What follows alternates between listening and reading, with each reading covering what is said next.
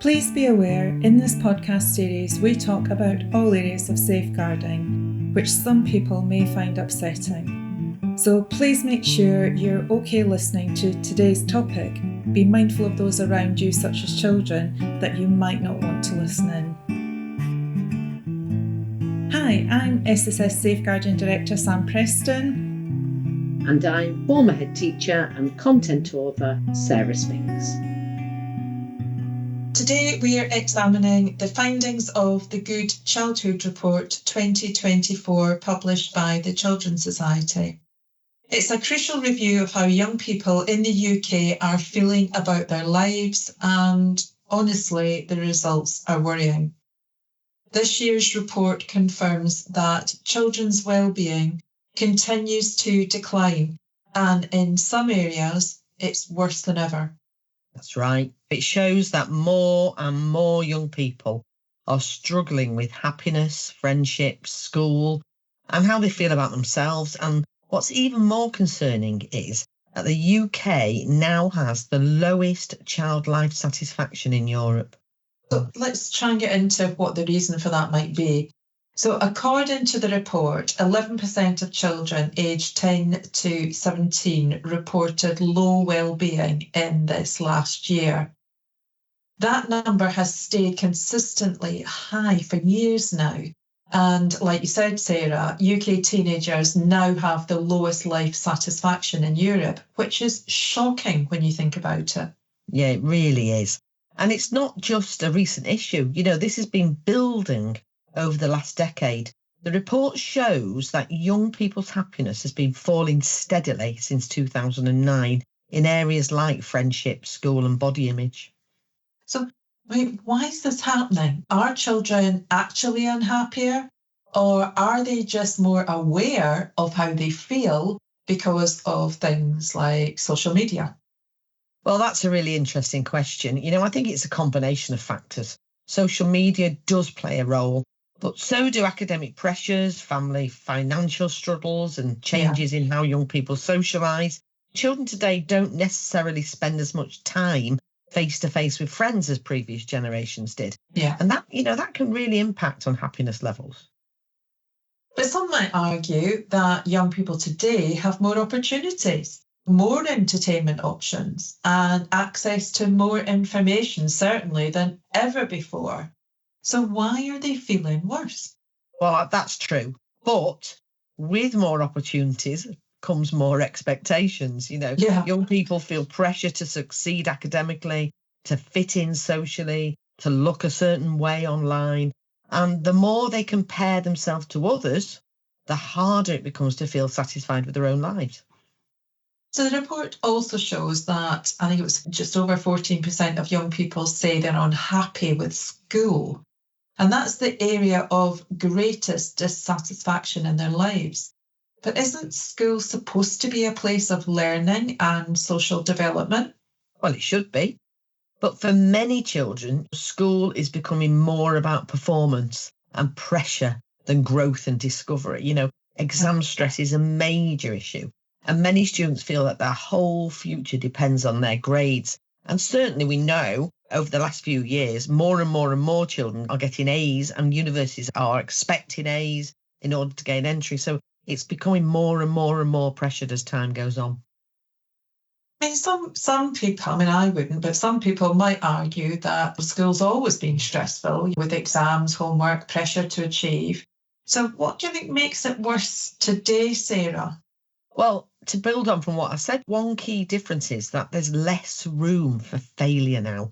The focus on grades and league tables means that students feel like they have to get everything right all the time. And if they struggle, there's often not enough support in place. And that's a really interesting thing, isn't it? Because, it's very interesting when you read, I've read quite a few academic papers and whatnot on the purpose of failure and the learning from failure. It's quite an interesting thing, isn't it? This expectation to be, as you've said, getting everything right all of the time. Yeah. So would we risk making young people too soft sort of by trying to remove that pressure? Doesn't some level of challenge prepare them for adult life? Well, of course, challenge is important, but there's a difference, I think, between challenge and overwhelming stress. Yeah. Is the problem that too many schools are prioritising academic achievement over mental well-being? That pressure from above to produce the highest academic performance is then translating down onto young people. Is that a problem? Is there too little emphasis on emotional resilience and self-care or coping strategies? These are key questions, I think. And I think one of the interesting things as well is for schools. I mean, I've never been into, having worked with many, many schools over the years, I've never been into a school where they haven't placed great emphasis on supporting their children and young people's well-being. I've never found one. However, the way we look at that, and in fact in inspection, the way we measure that, it's very different, and it's much harder to gauge the efficacy and the effectiveness of that. It's very easy, isn't it, with academic results, because you either get the results or you don't. Yeah. But when it comes round to assessing the support for well-being, it's more fluid, isn't it? It's more difficult. It is. Well, it's that key difference, isn't it, between qualitative and quantitative data. So one is so much more subjective and one is so much more objective. So it's that real difficulty in that, isn't it? It really is. So what do we do? Should schools be changing how they teach, or do we need to shift our cultural mindset about education? Well, I think both, really. Schools should integrate wellbeing into the curriculum. And many are, as you say, teaching young people how to manage stress, how to build self-esteem, how to develop emotional intelligence. And at the same time, we as a society need to stop defining success purely by academic achievement. And that has to be a top-down removal of pressure, a real shift in governmental policy, really. I think one of the most striking findings in the report for me was that girls are struggling the most. According to the report, they have lower happiness levels in almost every category, but especially around appearance and school. And that's a huge concern. The report highlights how social media is playing a really big role in this, with girls facing intense pressure around body image.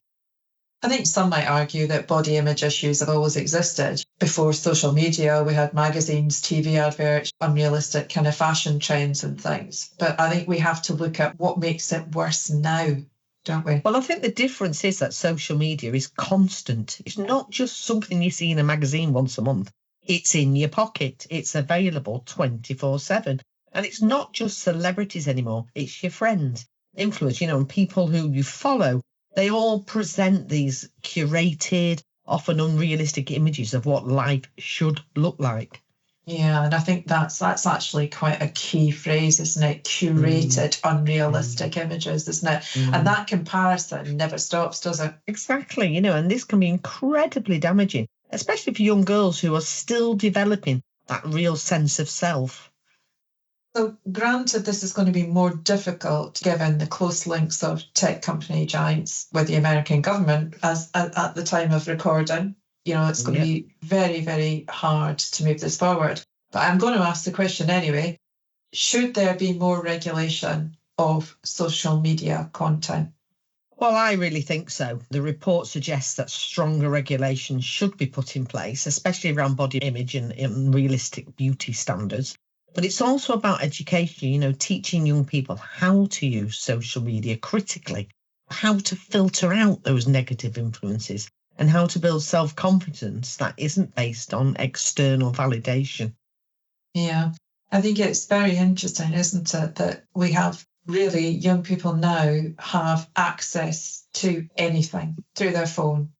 They can have access to absolutely anything. There is just no control. And any of the regulations that are currently in place, they're really not working. They're really not working.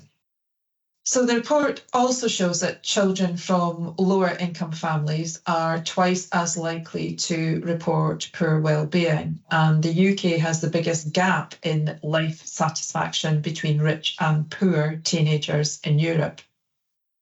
That's really deeply concerning. When families struggle financially, children feel it too.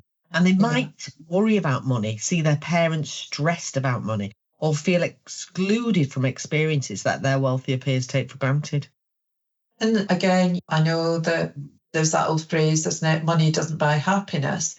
But I think we have to be mindful that plenty of wealthy people, for want of a better description, struggle with their mental health and well-being too.